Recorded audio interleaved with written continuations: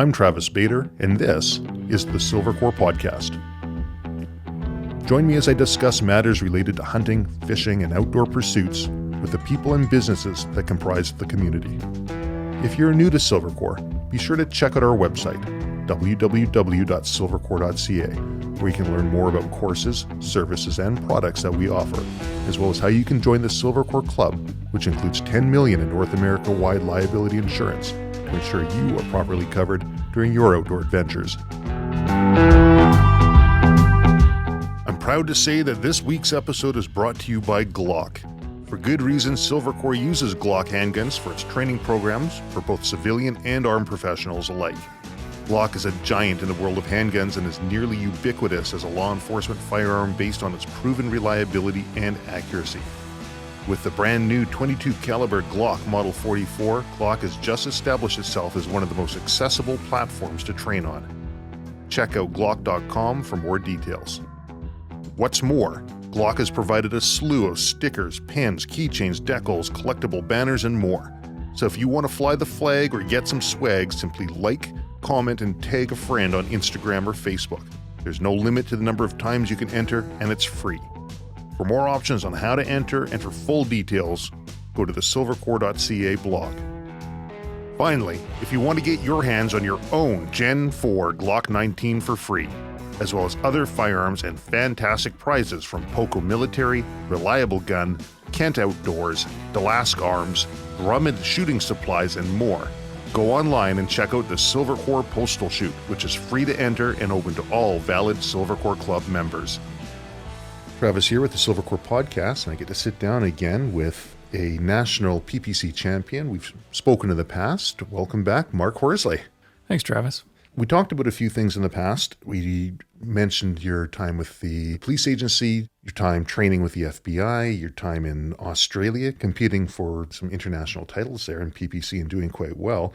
And a few of the things that we were talking about revolved around coaching technique, which I find really fascinating, the mental strength required to be able to perform well at any given task, whether that's shooting or basketball or what have you, and reaction time. Would you be able to expand on those 3 points, reaction time, coaching technique, and the mental strength? Sure. I think there's a lot to delve into in those areas. When we're dealing with coaching technique, I'm always kind of analyzing and critiquing people that coach. And of course, I seek coaching in preparation for the World Championships. I went and spent a week training in Washington State with Gary Crane down there, national U.S. champion and record holder, very experienced guy. And, he's very helpful. But a lot of Gary's coaching techniques come from a different era where a lot of negative modifiers are used versus positive modifiers. And so what do you mean by that? Well, an example will be go and watch any kid's soccer game, and the very well-meaning parents will shout at a kid, "Don't shoot at the goalie." And that's a negative modifier because it had actually never entered into the kid's head to shoot at the goalie until they heard that from the parent, and now they'll shoot at the goalie. And it's a simple example, but that's a negative modifier. So one of the things that Gary emphasizes is focusing on where your shot went wrong and where it went. And to me, as a coach, what I want to do is give a description of where a shot's gone, because immediate feedback is critical. If you take a basketball player and they were to shoot 24 shots, at each shot, they know whether it's going into the basket or not. Right. If you're at a range and you shoot 24 shots at paper at 50 meters, you don't really know where they went. Can you imagine the kid on the basketball court if they fired 24 times and 10 minutes later or an hour later you told them where they went in? It would just be lost on them, sure, right? It would, yeah. So immediate feedback is critical to improving at any sport, and especially shooting.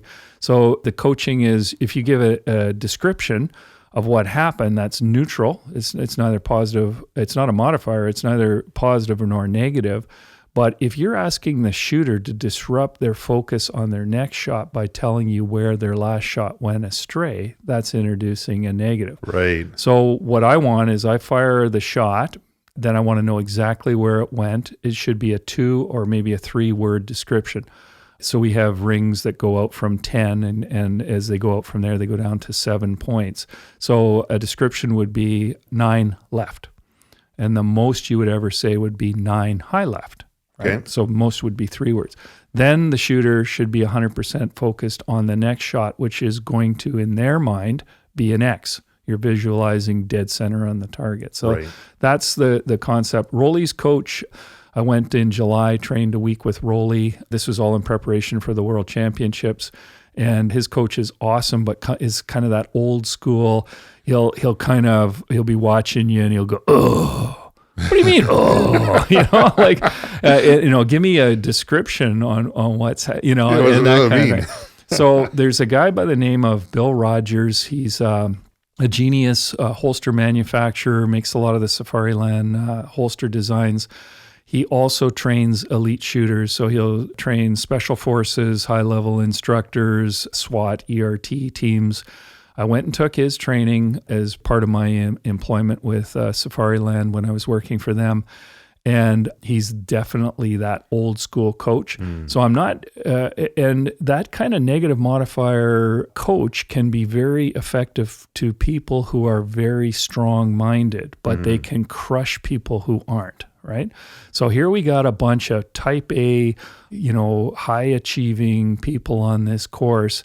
They pretty much had to take their guns away by noon hour, a lunch break on the first day. Really? Because everything that he did was based on speed. Speed in shooting is based on efficiency, and all his reaction times were taken from Major League Baseball.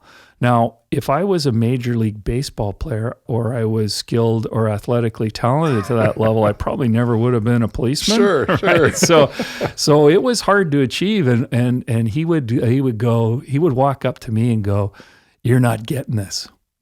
Well, thanks, Bill. And I'm kind of looking at him as evaluating him as a coach. Sure. Right? And I'm thinking, okay, that's not how I would coach, but I'm a strong person mind-wise, and it wasn't, I was just kept trying.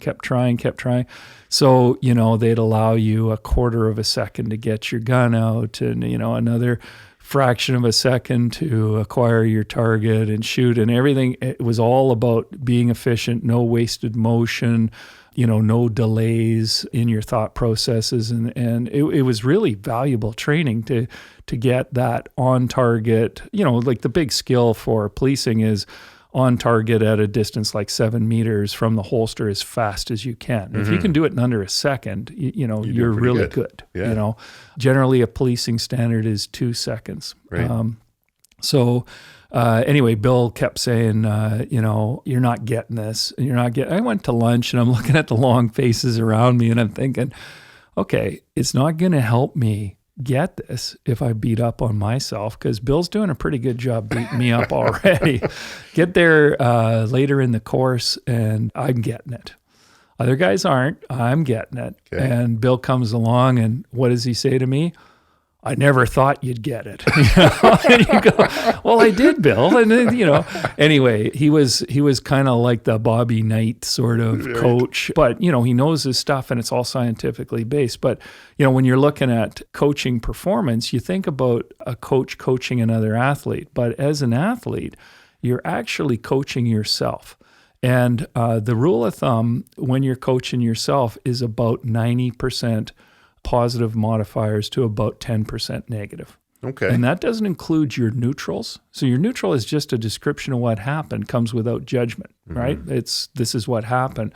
So in your mind, a negative modifier, when you're self-coaching, can be very, very effective. I set a national record in pistol in 1997 in Alberta, and I dropped a point early in the match. And the negative modifier for me was kind of slap yourself, pull your head out of your wazoo, get in the game. And so that was that small amount of negative. And then the rest, immediately your head's full with how to.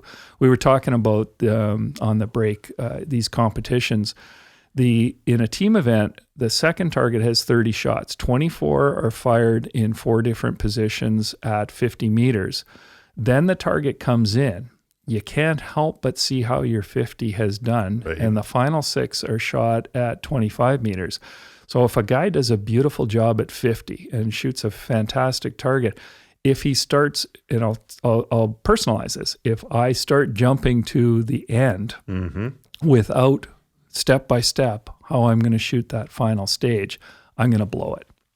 So it has to be, your head is full of only the how to, not the how not to. And the bottom line is, let's say you have a weak performance at 50. You can't take the shots back. Once it's out of the gun, it's gone. You can only focus on the next shot. And so, I don't care.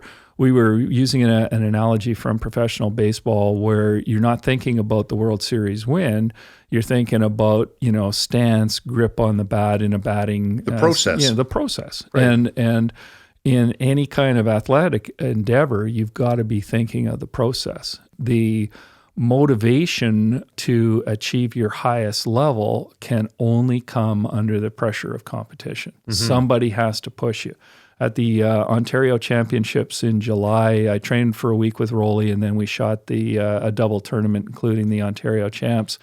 He's better than me, plain and simple. Sure. But we were tied going into the last 6 shots in one event. He beat me by a point, and his first thing he did is shake my hand and say, "Thanks for pushing me," because you need that person to push. And then, just so you don't think that there's a mutual admiration society, when I entered the Canadian Championships, I said to the organizers, you have to put me right next to that lucky Rolly Miles who fluked a win at Ontario over me. And, it's like you got to soar with the eagles. That's why in competition, they tend to put the highest ranked people beside one another. It's not for a distraction. It's because you've got this intensity that radiates and off of the other competitor that pushes you to a higher level. I think that's why there's such great camaraderie in police pistol competition or precision pistol competition internationally, is because you need people who are on that level to bring you to that level. And that's, I think, human nature. I remember reading an article, and it was Bezos, the Amazon founder, and one of the high execs from Apple, and they're talking about building systems of achievement within their staff, their employees. And one of the things that came up time and again was you bring somebody into an environment of underachievers, and if this person is naturally an achiever, they will quickly fall to that norm. Likewise, if you bring somebody who's typically an underachiever into an environment of achievers, group pressure, whatever it is, he will quickly start achieving and start picking his socks up and fall into that norm. There's a contagion in the pursuit of excellence. If you're with somebody who's pursuing excellence in any field, you naturally, as you say, want to pick your socks up. I mean, Rolly Miles, as a world champion from a small town in Northern Ontario, he's motivated a lot of Canadian shooters in different disciplines to pick up. And Rolly's a world champion in police pistol combat, but the guy's also an amazing rifle shooter. He can compete in other disciplines. It's that the problem, we love to shoot all these different disciplines, but to get to the highest level in one, you got to put your focus on that at least for a period of time. But it raises the bar is the best way to put it. And the interesting thing about shooting is you don't want to win against poor competition. No. You want to, like, my motivation is I'm trying to beat my scores from the 90s. I want to beat my scores from 25 years ago. And it's a kind of retirement, pre-retirement, post-retirement from the policing career goal to do that. And it's a good focus. This year's been good. I won Washington State Championships. I won a Canadian title. I won a world title. But the biggest thing that motivates me is trying to beat those scores from the 90s, as that's my goal. It's not about beating a people. It's about overcoming my own limitations. So you've talked about positive and negative modifiers. What about well-meaning coaches who give false positive modifiers? Hey, you're doing a great job. Someone's really pooping the bed, and they were trying to bring them up. What are your thoughts on that?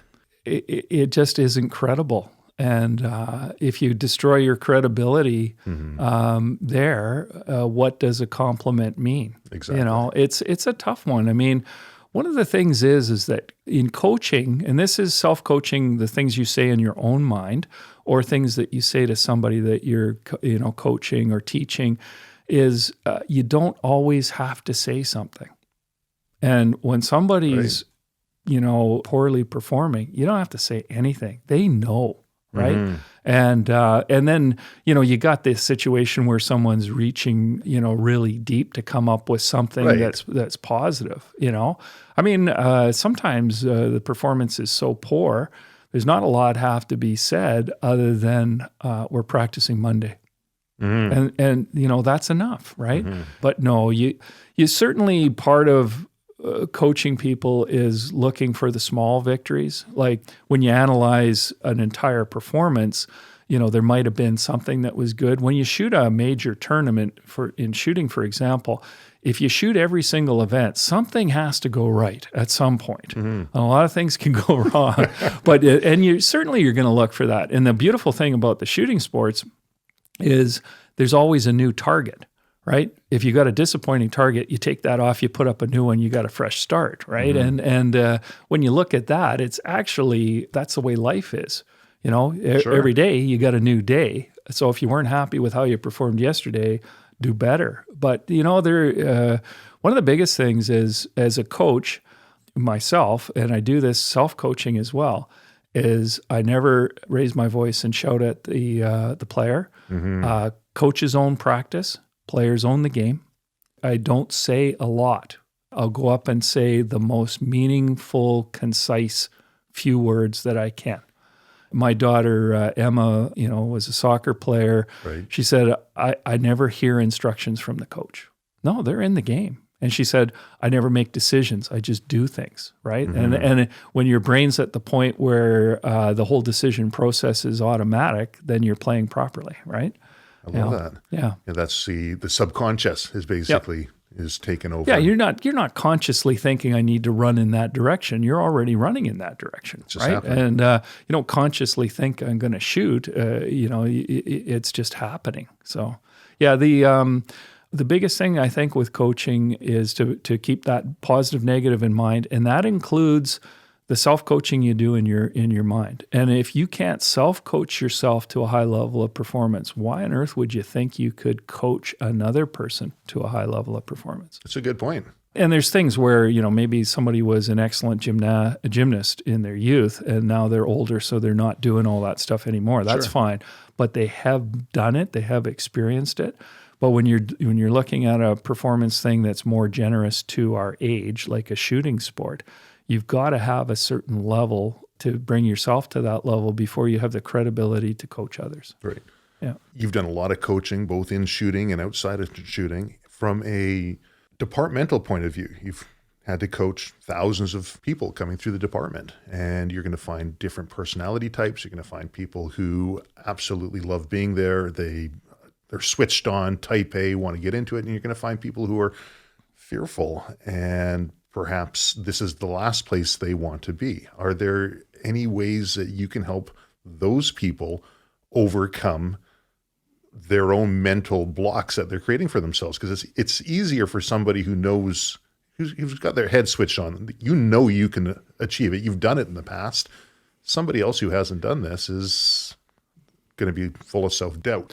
One of the hard things is, as a coach, you want to ask from your player the most that they can do without asking them to do something they can't do. Mm. So if you've asked them to do something they can't do, then you failed as a coach. Mm-hmm. And but it's a fine line. So I think policing's changed a lot. There's a lot of pressure to hire demographically. There's a lot of people that would not normally be suited to it, but they're sought for policing. Mm-hmm. It's a bit of a challenge. You get people who are not warriors. And I mean, I'm not talking about somebody who picks a fight, but somebody, when there is a fight, they're there. Right. And I mean, the bottom line is you're in a use of force profession, and mm-hmm. you have to be prepared for that. So I mean, one of the things that I did to set the tone of training is I would do an orientation with all our recruits once they'd finished the first block of the academy and they came for their practicum.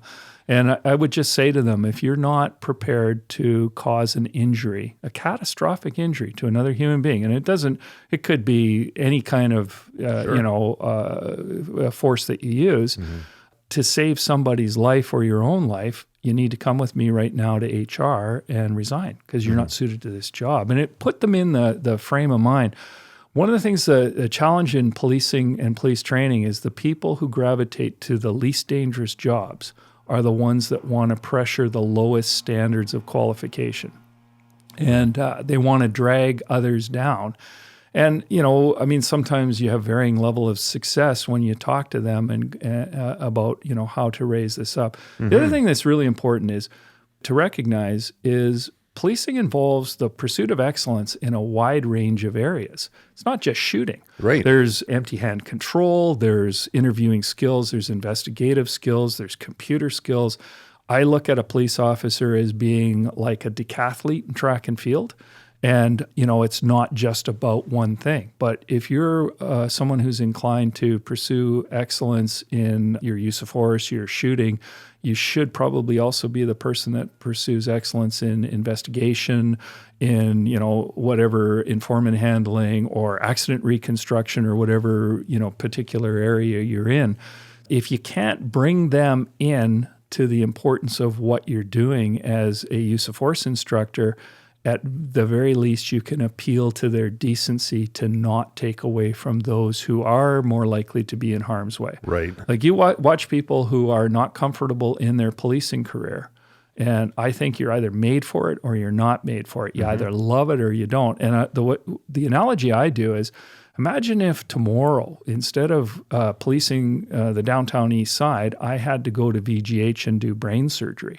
I would be so nervous the night before because I don't know how to do it. Right. I don't belong in an operating theater. Right. And that's kind of where you're at. And the best thing for a person to recognize is that they're not where they're suited. If you're in a job you're not suited for, that doesn't mean you're a bad person. It just means you're not suited for that job. So, and having said that, there's a lot of people that we hire that may not be suited, but they adapt well. And they adapt well because it's important for them to do it. One thing that I took away on a course I did with you, you had a line of instructor candidates and you did a drill, which was to essentially, in a nutshell, instill empathy in the instructors for what a student could be going through.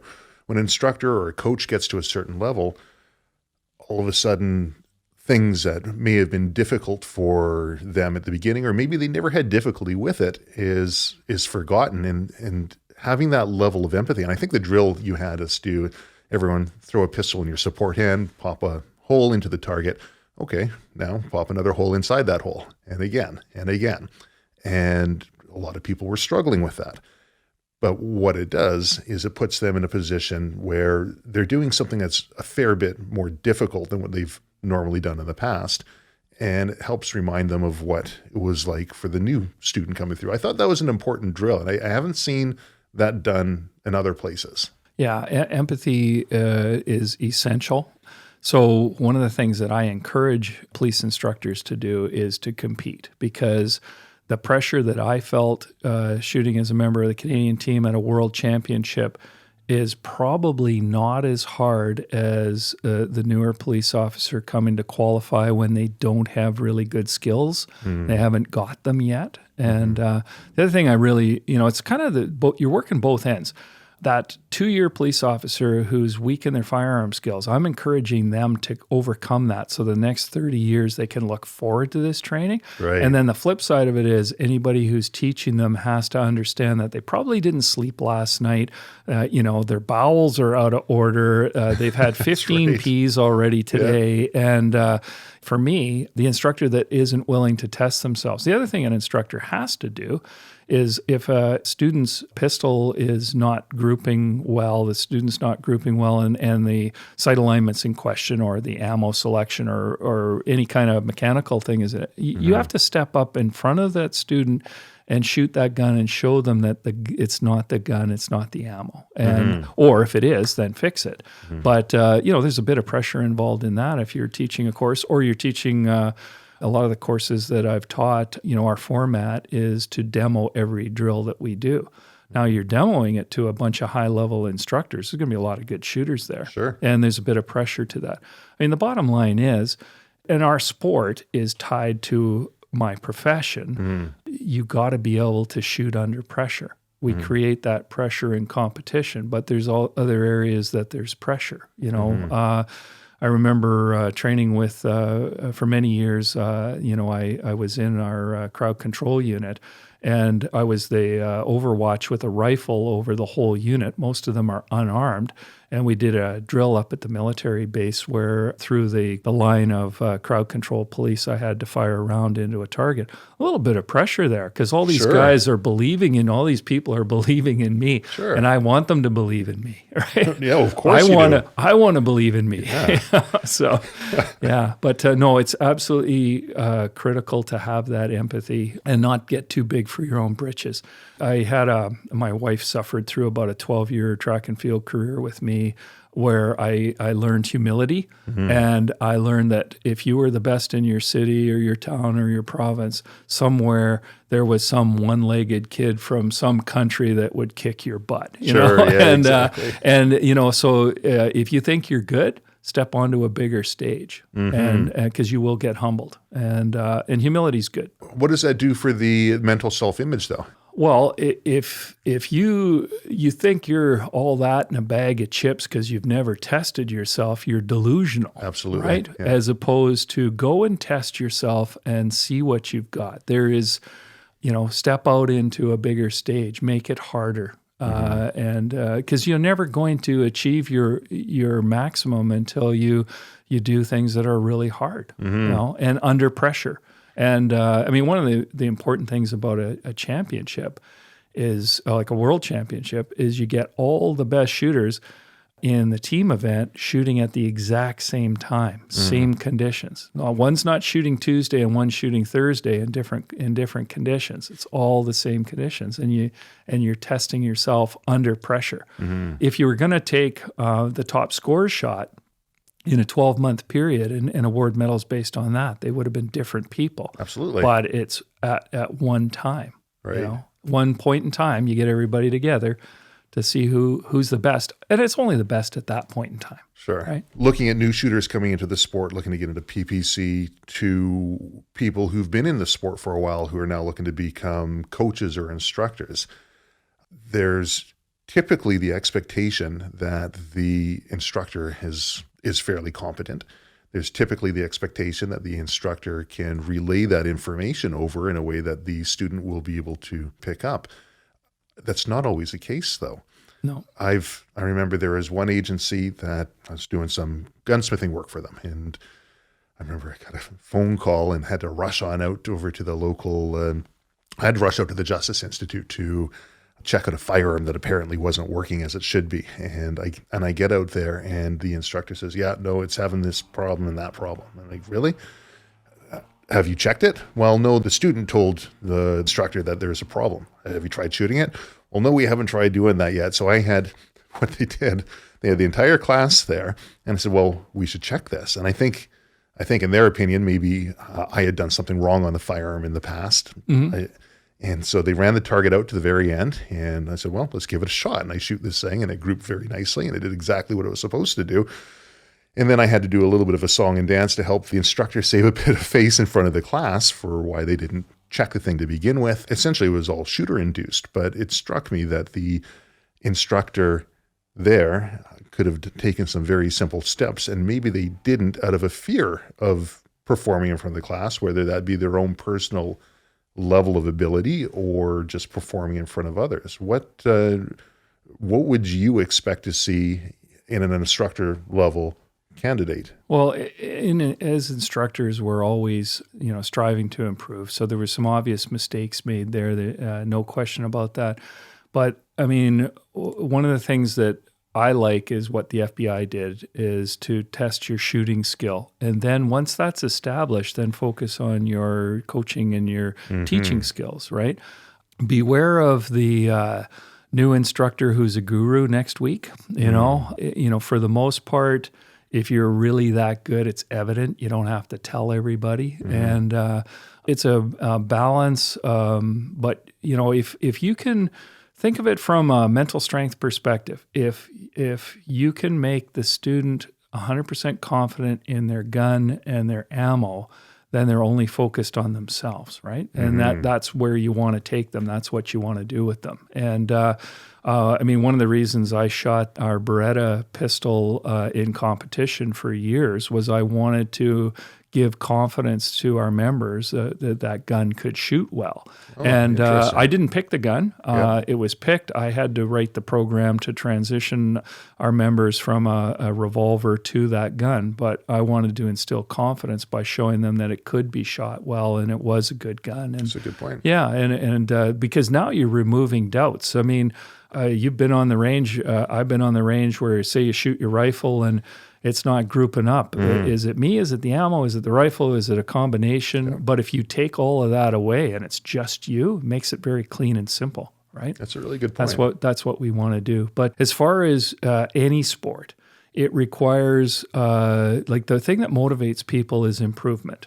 So if you're a golfer who never improves, you're probably really a beer drinker. Because, you know, like you're not there for the golf, right? And I'm not picking on golfers, but what we're doing with our sport is we're providing competition opportunities along with coaching opportunities. So in the coming year up at Port Coquitlam and District Hunting and Fishing Club, there will be 3 opportunities for people to shoot this sport, and 2 of them involve coaching opportunities.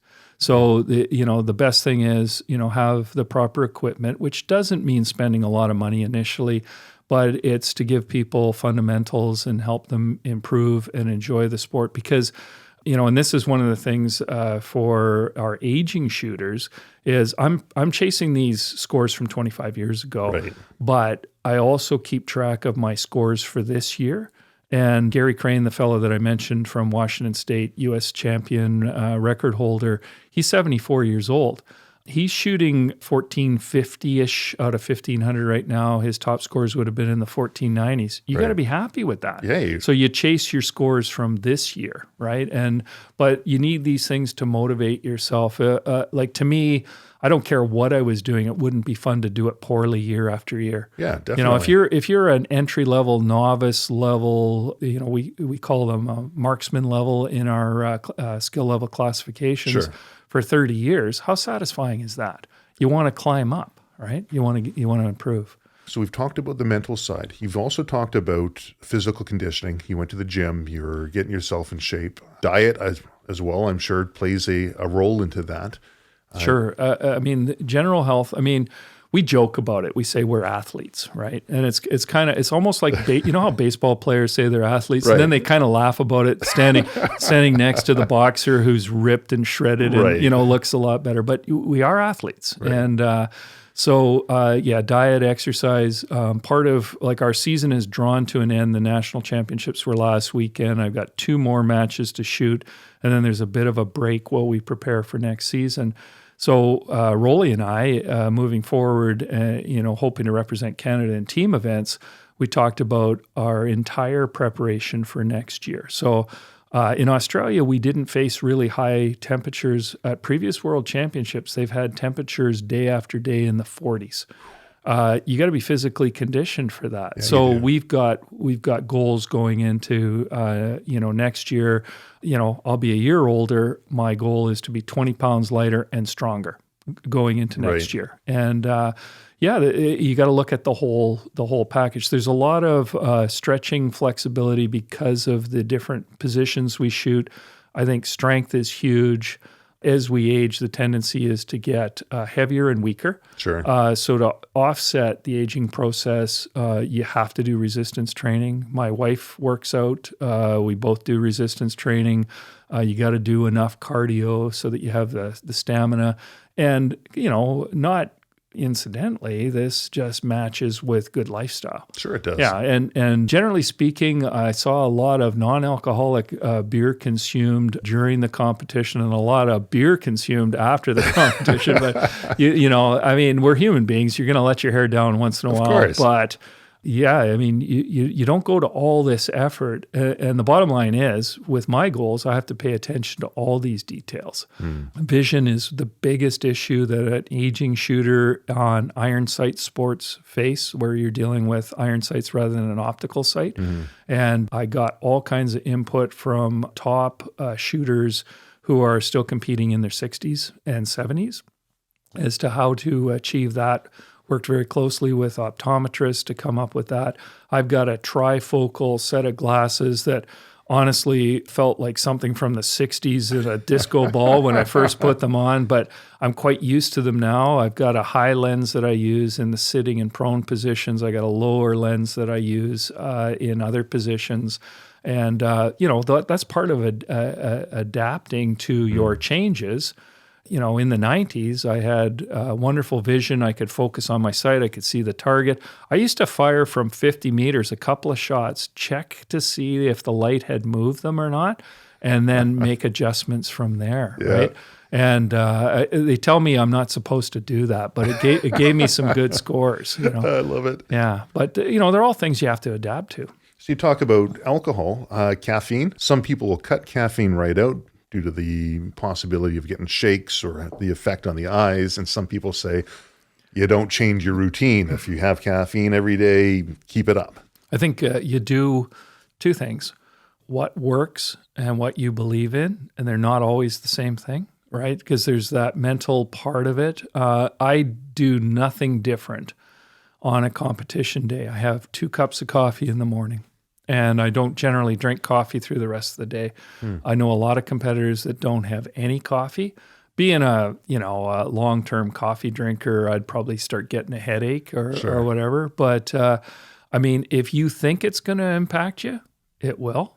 You know, like, that's the whole mental side. So you've got the whole mental side of it. But I mean, the bottom line is first match at the Nationals, my score wasn't what I'd hoped for, and Rolly said, "Did you have the shakes or what?" I said, "No, I just shot like a putz." You know, it's that simple. I got to do better, you know. And the beautiful thing about our sport is you go to a tournament and there typically be 7 events or maybe more. So like I said, something has to go right somewhere along the Right. Concentrate on that. Yeah. Well, thank you very much, Mark. Really love having you on here. Thanks for taking the time. Oh, my pleasure. Thanks, Travis.